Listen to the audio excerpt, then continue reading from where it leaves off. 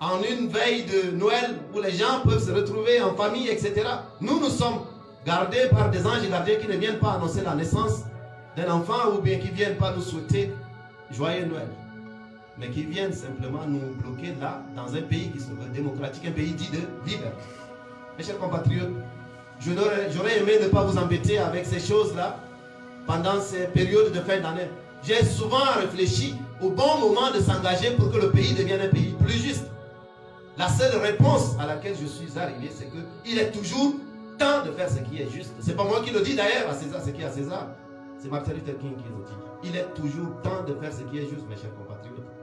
Ce que nous sommes en train de faire, ce que nous demandons à tous ceux qui se sentent serviteurs de ce pays de faire pacifiquement, mais en s'engageant, c'est pour que demain, nous ayons des fêtes de fin d'année qui soient meilleures, parce que le Tchad deviendra alors un pays plus juste. Vous avez le choix, face à l'injustice, de vous taire, d'enterrer votre tête sous terre, de faire semblant de ne pas avoir vu.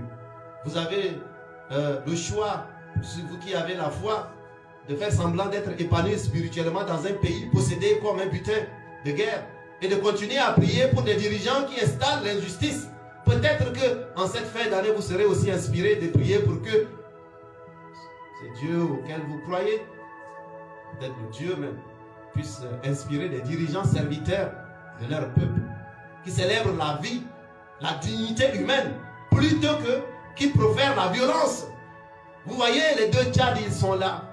Vous avez une dame qui est dans les forces de sécurité et qui est insultée et tabassée par ses confrères au motif de finalement je ne sais plus quoi. Vous voyez, tout ça, on ne peut pas continuer à cacher tout ça là comme ça. Réveillons-nous avec bienveillance, allons les uns vers les autres, dialoguons, mais avec audace et exigence aussi, soyons capables d'exiger un pays qui ne soit pas un pays où les uns ont tous les droits et les autres ont tous les devoirs. Un pays dans lequel certains sont considérés comme des citoyens de deuxième zone dans leur propre pays. Les questions de cette fin d'année sont celles-là. Si nous voulons que 2021 soit une nouvelle année, ce n'est pas des vœux dont nous avons besoin, c'est des actions et de l'engagement sur le terrain dont nous avons le plus besoin, mes chers compatriotes. Donc je vous exhorte, pendant que vous avez un peu de temps, de possibilité de partager en cette fin d'année.